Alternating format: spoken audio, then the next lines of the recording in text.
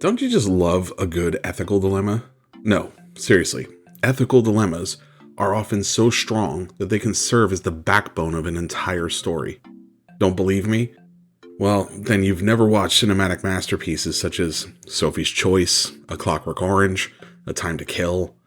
You haven't watched a single episode of Star Trek and you've never read I, Robot. I pity you, but fear not. Pause the video, go watch all 3 movies, binge a few different Star Trek series, and then read the book. Come right back. I'll wait. See, I was right. Ethical dilemmas are incredibly awesome. Let's figure out their secrets. Now, before we get into that, though, make sure you hit the like and subscribe for me. The master of Kung Fu and Friendship is but a humble servant that writes a ton of books and slaves over a hot algorithm to get my message out to all you guys and gals that need it. Slave over a hot algorithm. I am awesome at intros, folks. Anyway, we're looking at the secrets of ethical dilemmas. I think this first one should be obvious, but the first thing that we want to do is make it relatable. If our audience can't draw a parallel to an ethical dilemma of the real world, or can't invest enough in your world building to put themselves in your character's shoes, the dilemma means nothing. If the dilemma means nothing, we lose all of our stakes, and our story falls to pieces. We don't want that, it's icky. Now let's scratch below the surface and see what I mean by that. How is an ethical dilemma on a fantasy world relatable? Oftentimes, science fiction and fantasy do very little to make a real-world dilemma into a fantasy one just by dressing it up in world building. Hunger Games is talking about totalitarianism. Star Wars is, well, it's also talking about totalitarianism. The Matrix, though, is about totalitarianism and rebelling against slavery and control. Night of the Living Dead, The Walking Dead, practically the entire zombie genre, is often using the dead to discuss the topic of monsters outside our walls versus monsters within. In fact, I would argue that with a handful of exceptions throughout the years, the vast majority of writers that want to wax philosophical about modern-day ethical dilemmas have been using sci-fi and fantasy to do it. One thing I find particularly fascinating is how some of these books and films have made us confront ethical dilemmas that we never thought we'd encounter in our lifetimes. But guess what? Every billion-dollar tech industry is talking about developing more powerful AI by the day. If we're already there, then years of watching Star Trek has been preparing me to answer the question of what constitutes artificial life. The fact that we're all not currently grappling with those questions in the news is kind of making me worry that only a small group of people are concerned about it, and they're not the ones making the rules. But hey, AI, abortion, UFOs, politics, current events. These are the things I don't talk about. What we talk about is storytelling. And if I want to give my opinion on one of those topics, I'm going to tackle it by writing about it. I'm going to craft a narrative that is both interesting and has characters on both sides of the equations. Now, why do I do this? There's something really important here to understand. The reason I want to tackle an ethical dilemma by displaying both sides in an objective light is because doing anything else reveals an author bias. Now, if you want to have a bias, that's fine, we all do. But when one side of an ethical dilemma is filled with angels and the other side is purely demonic to its core, what you're doing is writing propaganda, and thinly veiled propaganda at that. These kind of message-laden narratives are almost exclusively the so-called woke movies that are bombing in droves at the box office right now. If you want to be part of that sinking ship, be my guest, but for the rest of us, let it be a cautionary tale. Your characters shouldn't be reading off the lines that you want to say on the issue. Keep the soapboxing for Twitter or X or whatever the hell you call it these days. In a story, the characters must be true to themselves, and they are flawed. They come with their own bias, and they maybe come around to change their mind, or perhaps something happens to them in the narrative that solidifies their belief. That's what we write ethical dilemmas for, to explore the space as a kind of test chamber of ideas before we have the real fight in the real world. To quote the wise philosopher Mr. T, I pity the fool that can't tell the difference between the two. Let's look at why the fantastical creates such a great testing ground for ethical dilemmas. For that, we're going to look at the 2009 film called The Box, which itself is based off of a Twilight Zone episode called Button Button, which is based off of a 1970 short story by Richard Matheson. The pedigree here is important. because I want you to understand that the conceit of this story, the ethical dilemma, is still relevant and worth talking about more than 50 years after it was written. The short version is that a man arrives at the doorstep of a couple with a box. He tells them that if they push the button on that box, two things will happen. The first is that they'll get $1 million, and the second is that someone, somewhere, will die.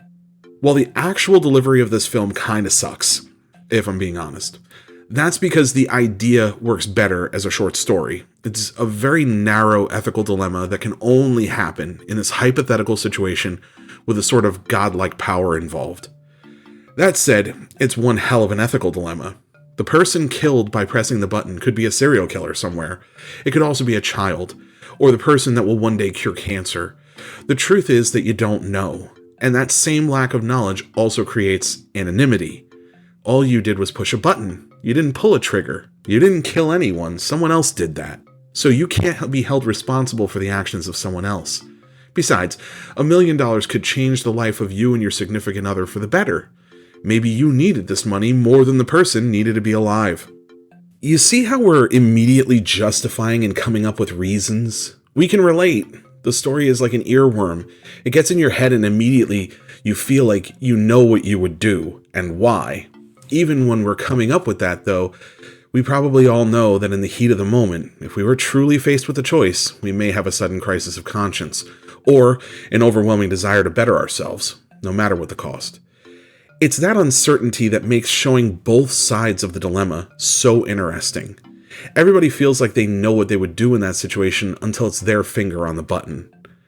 Now, if we're to constantly frame pushing the button as the choice only a filthy capitalist pig would make, the messaging of the story is making you feel guilty if you disagree with it. It takes away your agency as an audience. We don't want that. It's gross. Are there exceptions here? Sure. If you're not writing an ethical dilemma, you can frame, say, the Axis powers of World War II in a negative light if you want. You can frame the dark side in a negative light if you want. This allows you to explain them as evil for the purposes of the story. The whole point of an ethical dilemma is that the answer isn't black or white, it's gray. So we want to approach our story objectively in the narration. Let the characters take sides. Let them make good arguments for both sides. Let them change their minds, or be the one to change everyone's mind. We see this to great effect in the absolute masterpiece, 12 Angry Men. If you've never had the pleasure, please take 90 minutes out of your day. It doesn't matter what version you watch either. The original is easily a top 10 black and white film for me, and the remake was superb, and it has an all-star cast. And even watching the stage play being performed is thrilling. It's peak modern drama. Now, without spoilers, let's discuss the impact of this story. It focuses on a day of deliberation in a jury room. It's a hot summer day, and the 12 jurors are stuck in this hot room. A man is dead. A lower-class, poor young man has been named as the killer. Eyewitness testimony puts him there.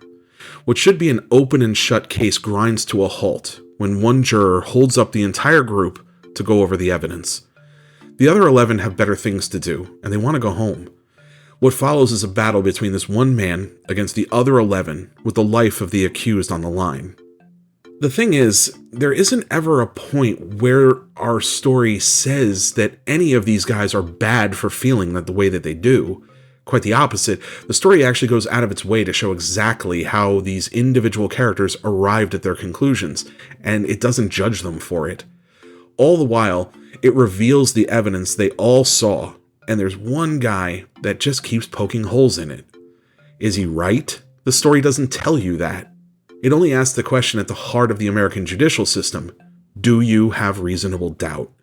Now, earlier I referenced Star Trek, and I told you to watch all the different series. Why would I say that? Because Star Trek tackled ethical dilemmas the same way Buffy the Vampire Slayer went after a new monster every week. Throughout its history, Star Trek has attempted to tackle ethical dilemmas to a point that they almost have a formula for it. Introduce a strange planet and explain their customs. Something happens with the crew interacting with these customs, and boom, ethical dilemma. Every character takes a side, and a morality play unfolds before our eyes. They've tackled racism, eugenics, artificial intelligence, the rules of war, and countless other things. including the morality of technology and species we haven't even encountered yet. They've been asking the tough questions in sci-fi since 1966. So yeah, maybe watch a few episodes if the idea of an ethical dilemma tickles you. Now, one of my favorite dilemmas in Star Trek is another kind of hypothetical problem we haven't encountered yet. It's the concept of the Prime Directive. In short, it says that our advanced spacefaring humans of the 24th century cannot do anything to alter the natural course of a planet that isn't aware of worlds beyond their own. That means no revealing themselves, no ships in orbit of another planet that they could see with their telescopes or satellites, no interaction with its people, and that means no messages either. In countless episodes, one of our captains is dealing with the consequences of either having to follow the Prime Directive or what to do once it's been broken. If you think about it, we the audience here on Earth are the substitute for these naive people that believe they're alone in the universe. How would aliens impact our society, our governments, our religions? On the other side of that possibly calamitous damage, what if we had an asteroid heading our way? 8 billion people live here. Is it right to stand by and do nothing while a planet of 8 billion gets vaporized by having the bad luck to be in the path of an asteroid? Do you see how both sides of the Prime Directive debate are neither black nor white? You can't come out and say, this is the evil side of the debate. You can only check your heart, shaped by your life experiences, and hope you make the right choice. Believe me, sometimes it hasn't worked out. Sometimes a captain or a character makes the decision they believe is right and it has dire consequences. Those are consequences they have to live with, and there's great drama in exploring that too. Sometimes the ethical dilemma is only the beginning of a soul-searching journey to find peace with the consequences. But that's what makes ethical dilemmas so great to watch, read, and write about. They show us a problem, and they ask us to have an educated opinion about fixing it. Now, let me pitch it to you guys. What are some of your favorite ethical dilemmas in film and books? I'd love to hear about it in the comments.